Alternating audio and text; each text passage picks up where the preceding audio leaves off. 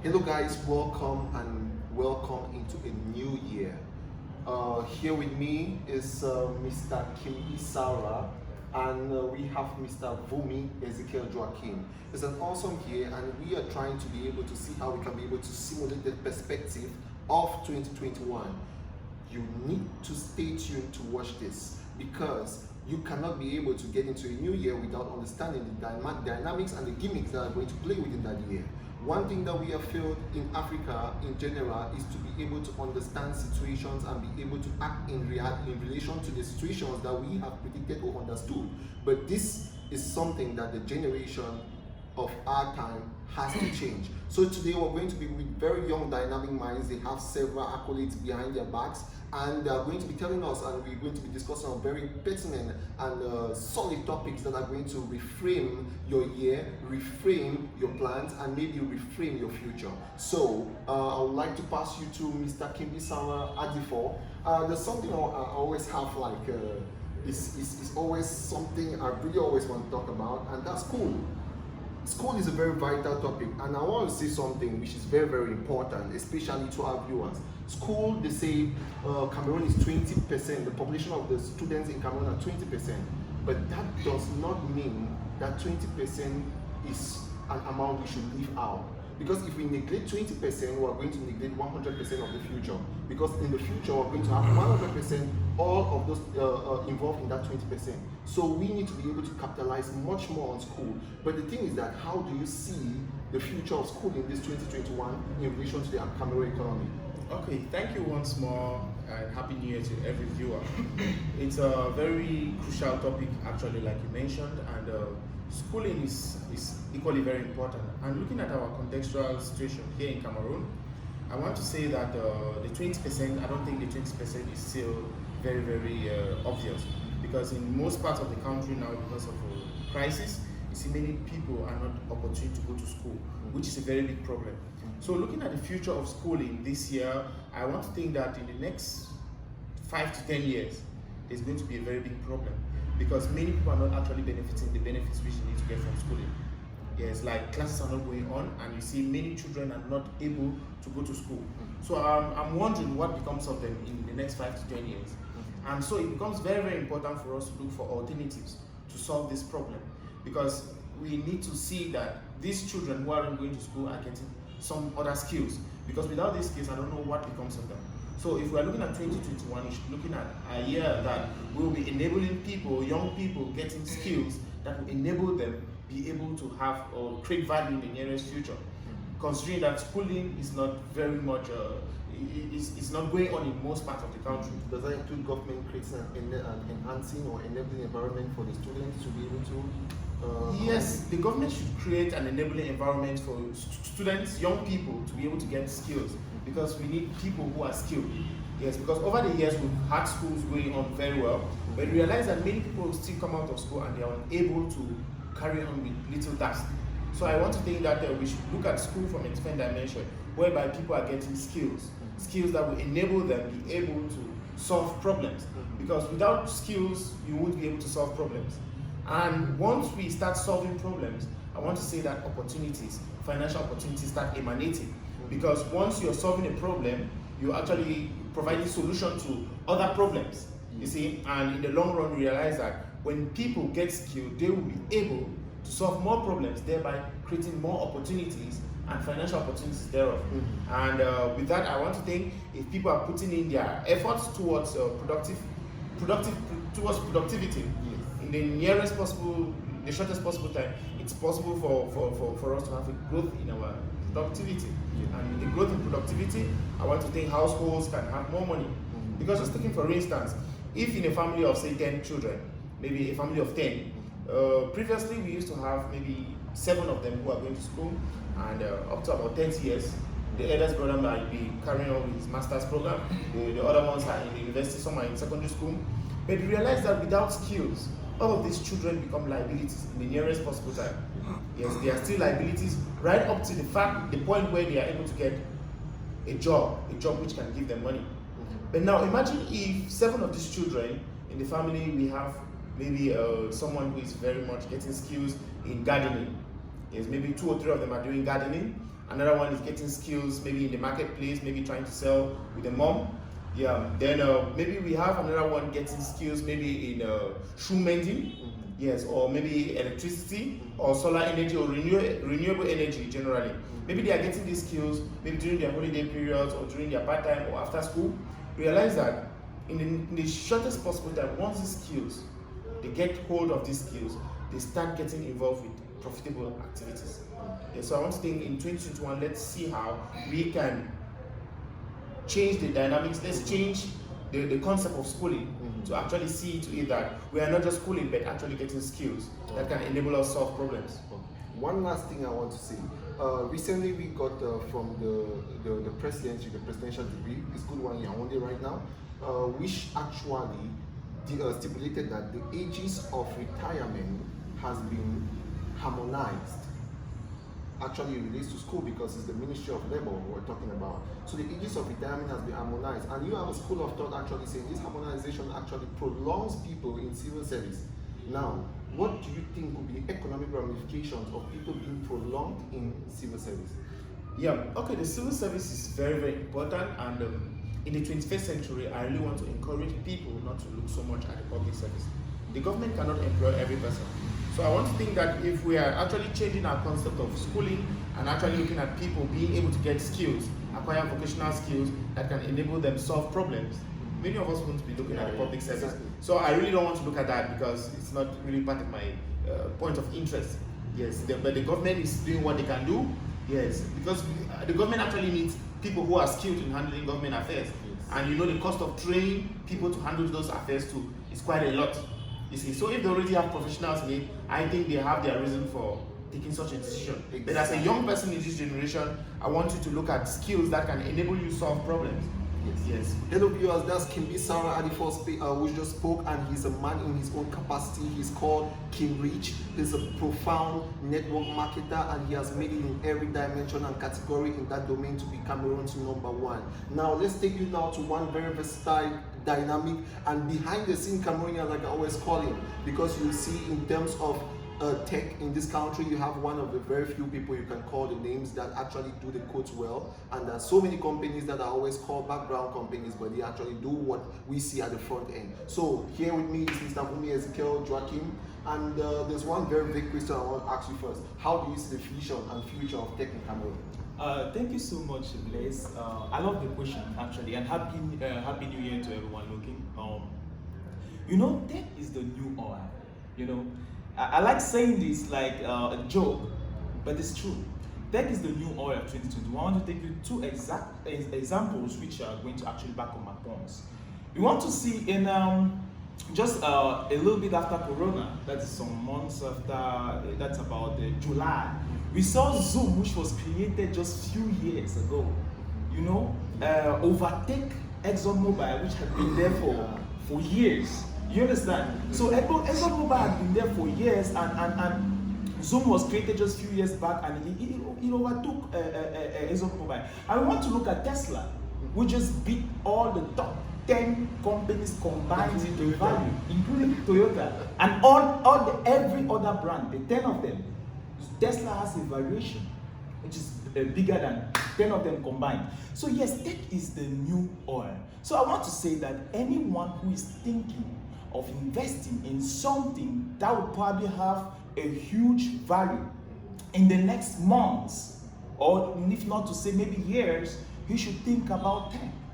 Because of course all the currencies are actually taken online. I want to say data, I want to say artificial intelligence, I want to say neural networks, I want to say all of those things. They are currencies. I will call them currencies because the value of the life we are living right now is based around them. You understand? So if someone is looking at tech still as that thing which stands far away, and maybe it's something you shouldn't come close to, maybe he's missing the whole point. He's missing everything that is needed, you know, for him to maybe be counted among the guys in 2021.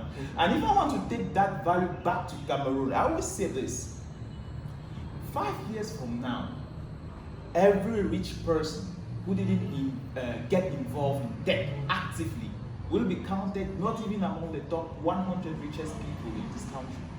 Yes. I may be saying, yeah. It's no doubt.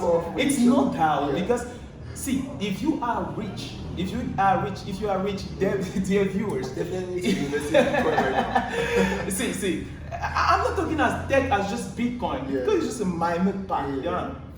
I want to say, if you are rich, and you are not thinking of investing in a tech startup or in a tech something, within the next 5 years or 10 years maximum, you will be counted back because the value of companies, tech companies have that ability to grow a lot faster. If you think I'm doubting, look at the top 10 richest people in the world. Check their activities, check their sector, what they're doing, check it. And you realize more than 80% are in tech. Yes, it's soon kind of melting into Africa. Yes, people who are going into agriculture, into the business of buying and selling and all those things, they will have their places. But what is going to actually skyrocket people, differentiate people, is going to be the tech. I've seen a lot of people who are kind of rich right now investing in tech, and I can already predict that those guys are going to be among the top 5 in the richest people, the top 5 richest people in the coming 5 to 10 years, without any doubt. Yes, without any doubt. It grows and it's going like wildfire. Yes. So if I want to ask something which is very, very pertinent, do you think so far the government in Cameroon has created a really, really enabling environment for tech? When we look at the Cameroon budget of this year, I think it was 4,865 billion francs CFA. Do you think that the government has done a lot in the past years and looking forward to the future in tech? What do you think can the government do? Well, I think in the past years, if the government had executed what I read in papers, it would be good. But the government said they actually, not only for tech, but they actually supplied or gave some starting capital to a lot of tech startups. But of course, I was in Silicon Mountain, that's in Boya. I discussed with most of the tech founders, and none has told me about receiving any such thing. You understand? So I want to ask that if Boya being recognized as the tech, headquarters of Cameroon, arguably, but that's it.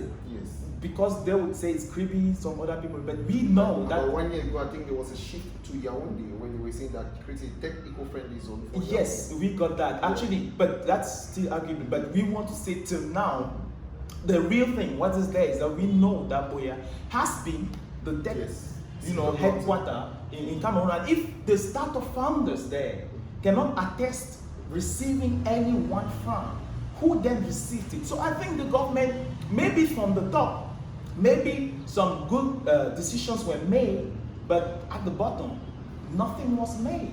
So I think the government has again failed to, do the right thing for tech to grow, in this country. And even coming back to shifting tech from maybe Boya to Kribi to Yaoundé, when these things start, you don't control them. You cannot control them. You cannot force a tech founder to leave maybe Boya where he feels like he has all he needs to maybe shift him to Kribi, because they haven't thought of where will he take the manpower, where will he take the intellect, where will he take the engineers. Engineers feel good in Boya. If you shift them, they don't work with you. That's powerful. You understand what I'm saying? So trying to shift a company from Boya or companies from Boya to Kribi to maybe get that, companies are going to tell you, hey, I'm not there. Maybe if you want to give them 10 million, it's not really going to make them, even if you wanted to actually give them, a lot will not want to go. So why not empower them where they feel they can actually produce? Yes, so I think the government has kind of failed to see that the tech ecosystem grows the way it should, actually. I think I'll come back to you again, Mr. Kendi. There's something which is very pertinent. We cannot talk about Cameroon without talking about one of the highest sector that actually puts GDP on the table. That's the informal sector. We know that the informal sector is made up of about 70% of the people that actually bring GDP. What do you think has, COVID actually has been on the mouth, the lips of every person's mouth. If they say, "Mami business bad, na COVID, COVID has." So, but what do you think about these people and looking forward into the future of 2021? Okay, there's one point. You call it informal sector, but to me, I actually think that is the most formal sector in Cameroon. Yeah, because if you look at the microfinance institutions, they exist because of the buy and sellers, Yes. the local people. That save daily and regularly. Yes, they save daily and borrow and they pay. Yes. Yes, and it's very, very important because this informal sector, as it's called in Cameroon, has greatly been marginalized. Yeah. Yes, because these are sectors that if a lot is put into them. Yes, like Ezekiel is talking about technology. If these people can be empowered to actually look at technology, to actually see how they can enhance marketing, to actually see how they can redesign their businesses, I want to think that this country is going to go very, very far. And many of them are actually suffering because of COVID-19.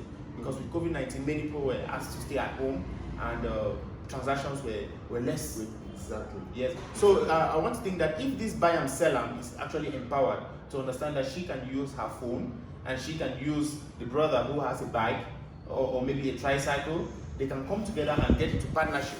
You see, and I want to think if this is done, this can take business, this can take this informal sector to another level, and taking them to another level can greatly increase our GDP.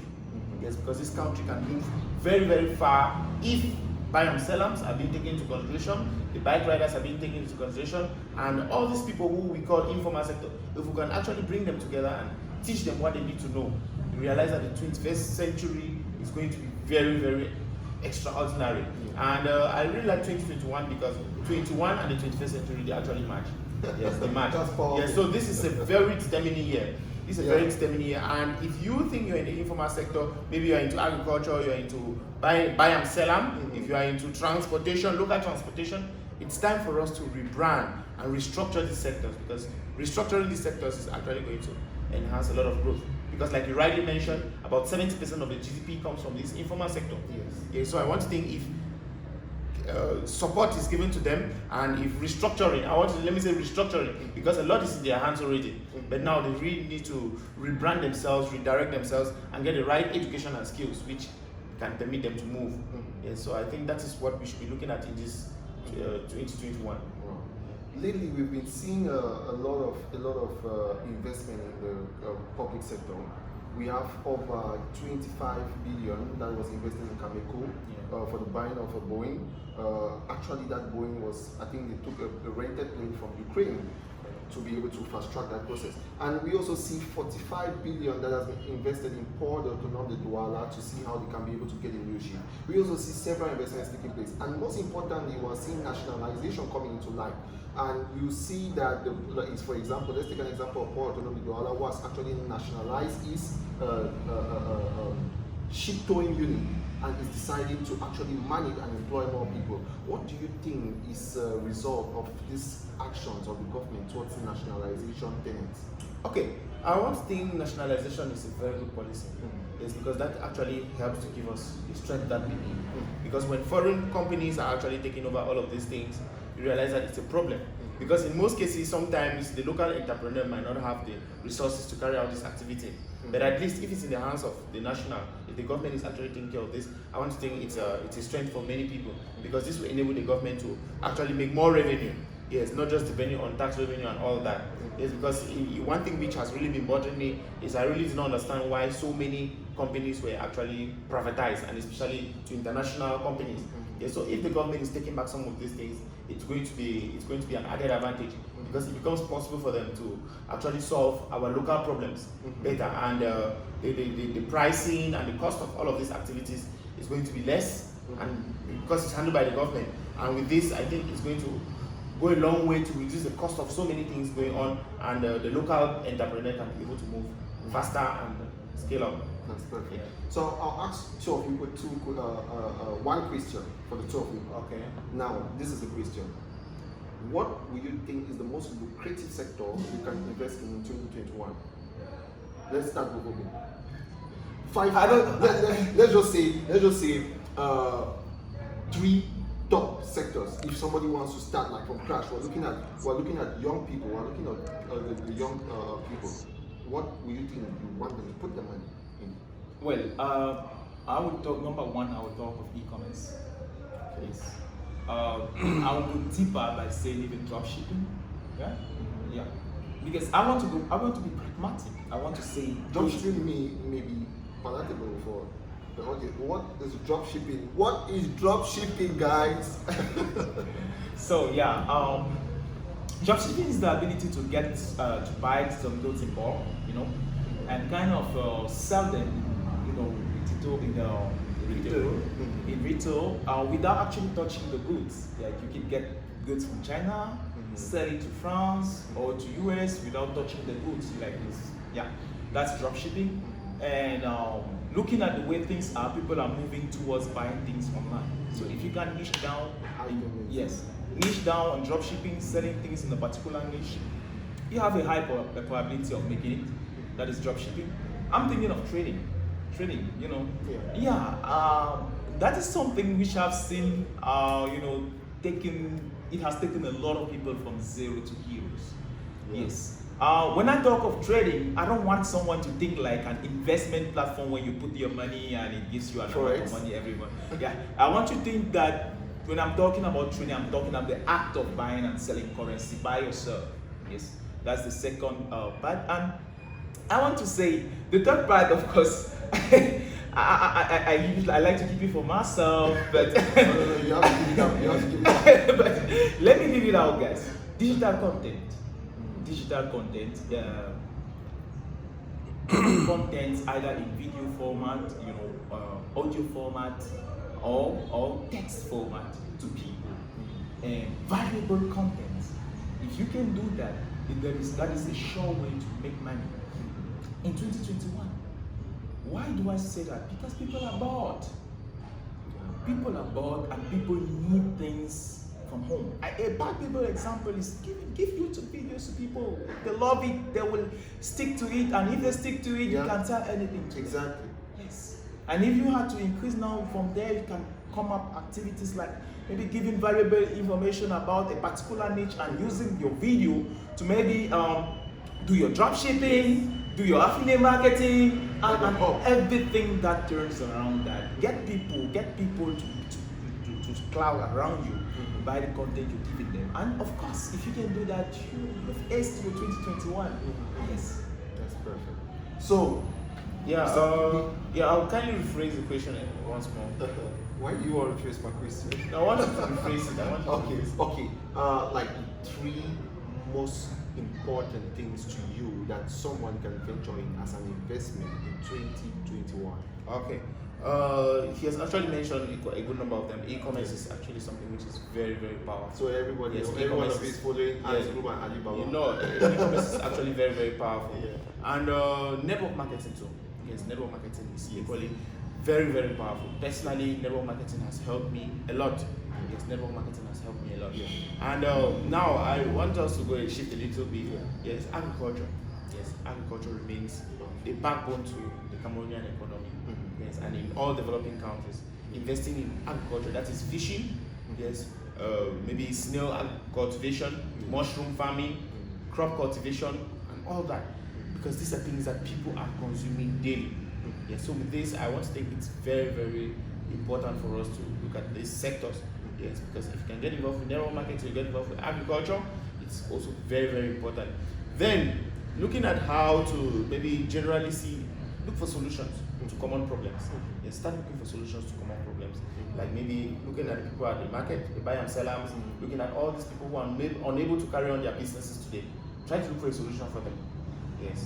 If you're a doctor or you're a nurse, try to see how you can start offering maybe home service. You can start maybe selling people groceries at home, or trying to solve those small problems that people are facing today, especially thanks to COVID-19 and all of that. Because in every problem there's an opportunity. Exactly. Yes. Wow, that's perfect. That's really wise. I just want to say one thing, and that's about the eco. We've been hearing more about the eco currency that has come in, and we're already seen a lot of hikes when it comes to inflating currency into economies. A good example of this is America inflating the dollar into the American economy and seeing that this money has been minted money. Do you think there's a kind of negative effect to the African economies, Cameroon in particular? Do you think it's a negative effect to Cameroon? Yes, it actually has a negative effect, because if a world power, let's say like America, is actually minting money, that means they are printing money which doesn't have value, yes, which is not backed by gold or maybe some strong economic activities, trying to solve a problem by creating another problem, or trying to blindfold people. Yeah, so I want to think that if we focus in Cameroon in particular, because this is my context, in solving local problems, we can be able to create a lot of value locally, and we won't be looking at all of these things happening elsewhere. Yes, so I want to think, let's start solving our problems locally, and once we start solving problems locally, we'll be able to grow without necessarily looking at America. Because now it starts affecting us when many people, many households are depending on maybe transfer earnings from America. Yes, and with them minting money, that means definitely it's going to look like there's much money, whereas it has less value. Yes, that's devaluing the money. Exactly. Yes, so I want to think, let's keep solving crucial problems, and if we are able to solve these problems locally, we can be able to contain our economy without necessarily spending so much on foreign. So, the last question: what are the challenges you see for 2021? I want to actually bring the challenges to a set of people, because the challenges which I see for for the elderly population is not the same I see for the young ones. I want to actually just tackle that of the young generation. And I was saying it just 1 or 2 weeks ago. The challenge that we are going to have is going to be personal patience. That's just it. We have no patient young person nowadays. It takes time. Like what we've said here is beautiful. What we have been saying, all good, beautiful. A lot of people are going to take action from tomorrow, next week, next month, but they are going to expect result maybe within few days. You understand? But I want to say that if you want to build a lasting company, a lasting solution, give yourself time. Give it 9 months. Yeah. So it's just a way of saying it. I think I heard it from you one time. The video of vision. And yes, vision. Exactly. Yes. It's just an example. Patience for me is going to be the highest challenge. You guys can do beautiful things, amazing things, but if you are not patient, you are not going to get no result, any result. So the number one challenge I see for 2021 for the young people, I'm not going to look at the older generation.